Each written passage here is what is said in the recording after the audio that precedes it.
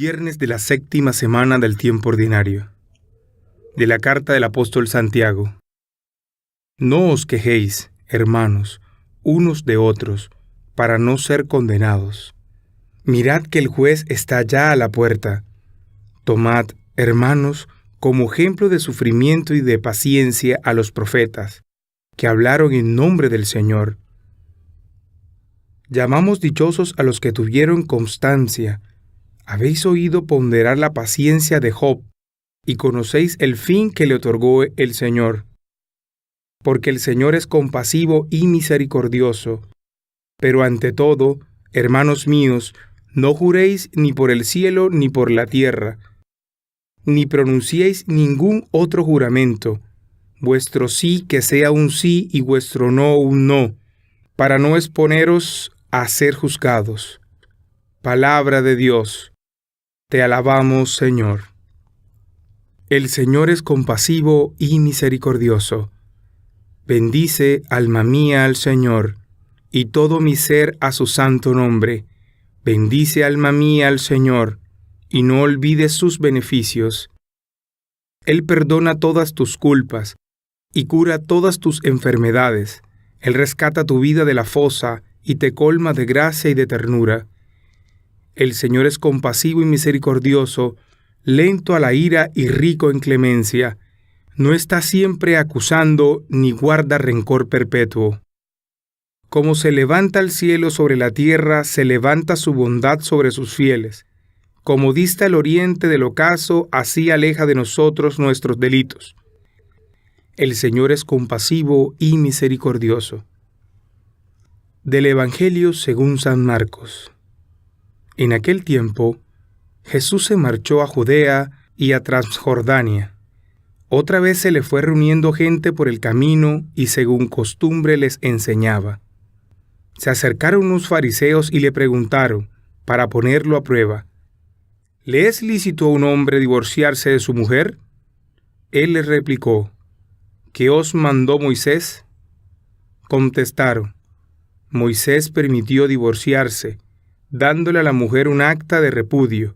Jesús les dijo, por vuestra terquedad dejó escrito Moisés este precepto.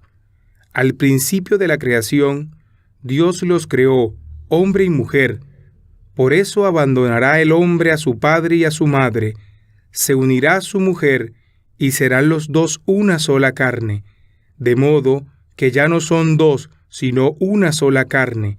Lo que Dios ha unido, que no lo separe el hombre. En casa, los discípulos volvieron a preguntarle sobre lo mismo, y él les dijo, si uno se divorcia de su mujer y se casa con otra, comete adulterio contra la primera, y si ella se divorcia de su marido y se casa con otro, comete adulterio. Palabra del Señor. Gloria a ti, Señor Jesús. Gracia y paz en Jesucristo nuestro Señor y en María Santísima nuestra Madre. Bien, hermanos, la liturgia de la palabra de este viernes de la séptima semana del tiempo ordinario nos trae a través de la carta del apóstol Santiago y del Evangelio de Marcos unas indicaciones muy precisas para profundizar y avanzar también en nuestro camino de conversión. El apóstol Santiago nos trae al menos 3 puntos muy valiosos para que meditemos, para que contemplemos también en nuestra propia vida. El primero es sobre la queja. Nos dice, no os quejéis, hermanos, unos de otros para no ser condenados. En nuestra sociedad se ha metido esta cizaña, ¿no? Esta mala hierba de andarnos quejando por todo. Nos quejamos por el país, nos quejamos por la educación, nos quejamos por la familia, por mi papá, por mi mamá, nos quejamos de los hijos, nos quejamos de los frailes, nos quejamos de los hermanos, nos quejamos del vecino, nos quejamos del papa, nos quejamos de los curas, de la iglesia, de todo nos estamos quejando, pero en realidad no aportamos absolutamente nada, ¿no? En efecto, en la quejadera de manera especial frente al hermano, frente al otro, es un retroceso en nuestra vida de fe, se constituye en un impedimento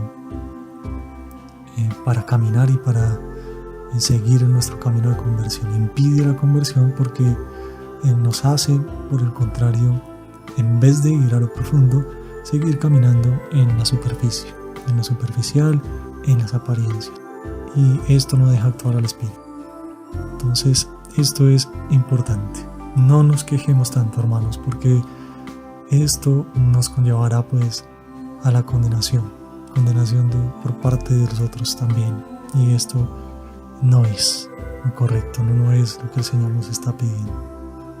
¿Y por qué esto es tan negativo en nuestra vida como de fe, en nuestra vida de iglesia?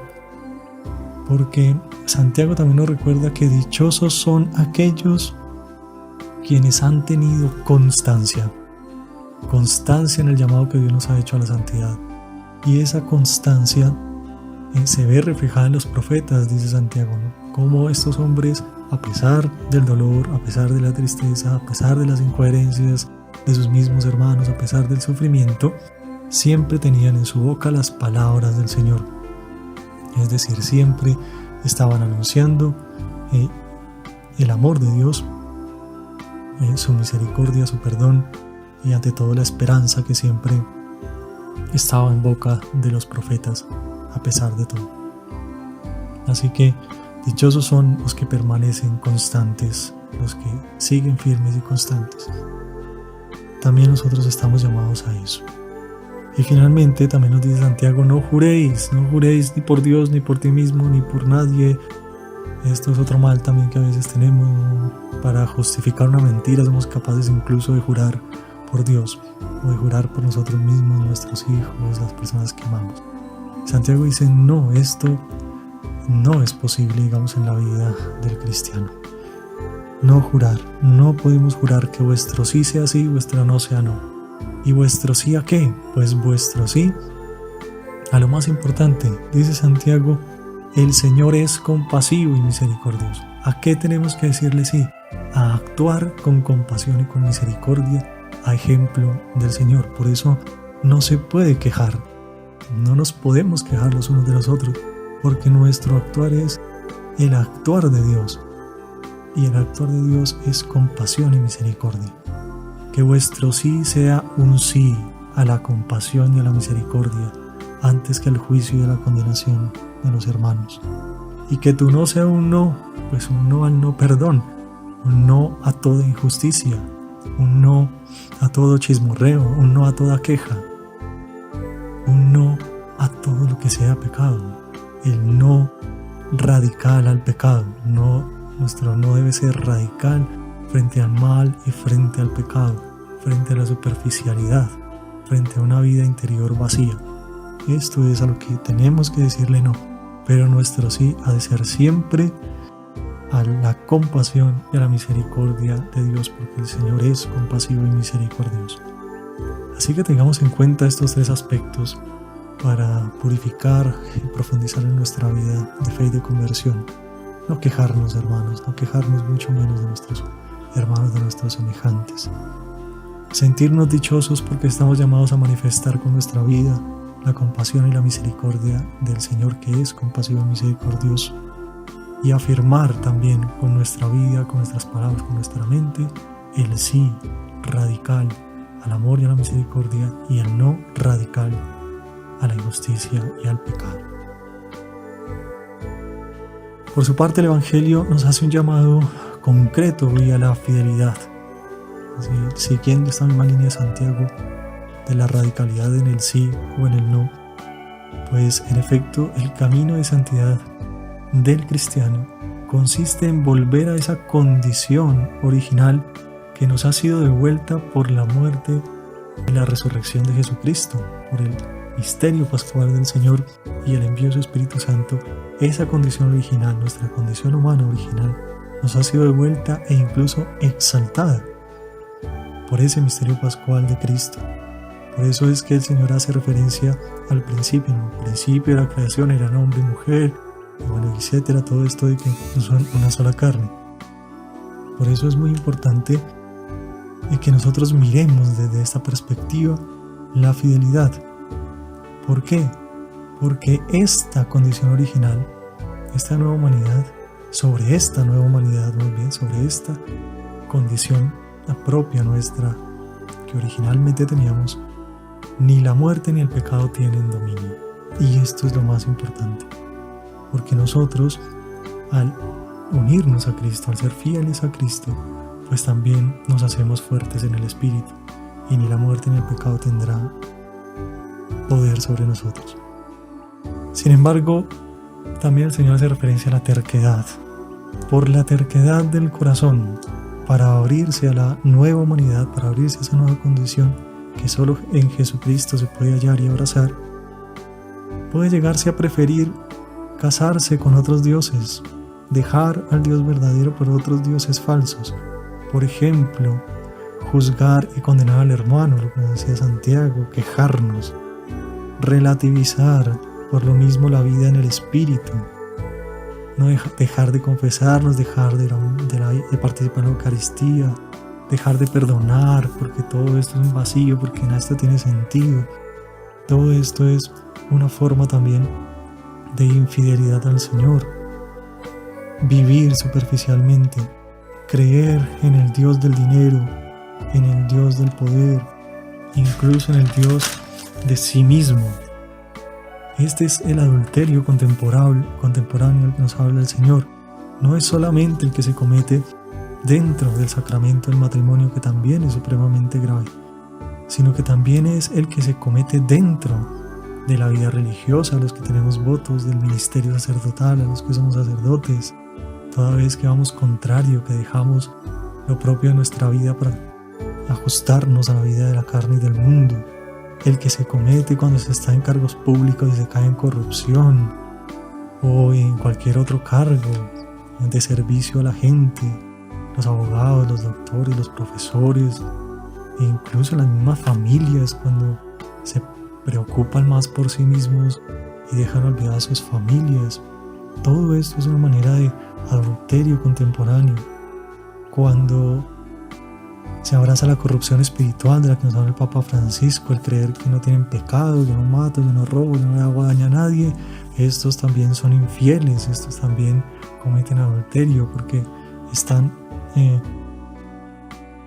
considerándose casi que perfectos y santos desde sus propias fuerzas, y esto es un grave error. Por eso es que es importante mirar este tipo de adulterios contemporáneos. Por eso también se señala al otro cuando hay esta infidelidad. También es adulterio el que va a consultar brujos para ganar plata, para conseguir esposa, o no, para hacerle daño a alguien, que es muchísimo peor.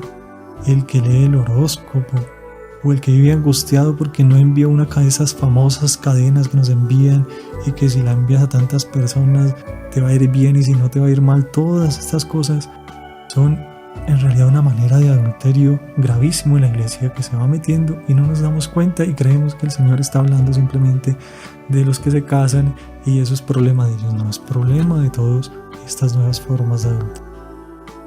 Así que tengamos en cuenta, mis queridos hermanos, estos aspectos a los que nos llama el Señor hoy. Miremos con mucho amor y con mucha misericordia las recomendaciones que hemos escuchado en la carta de Santiago.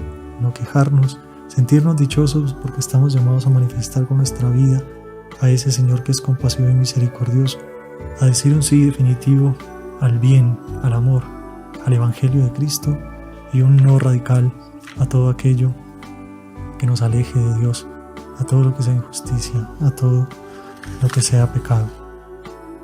Y finalmente, mis hermanos, pidámosle al Espíritu Santo que nos ilumine interiormente para reconocer nuestros adulterios en este momento, en nuestra propia vida de fe, y que por esa misma acción del Espíritu Santo y por nuestra disposición interior para que Él actúe, pues nos podamos caminar juntos también en la auténtica fidelidad al amor de Dios en su Iglesia. Que María Santísima, Madre de la Iglesia, incluso modelo también de Iglesia, siga intercediendo por nosotros. Amén. Un feliz día en el Señor para todos.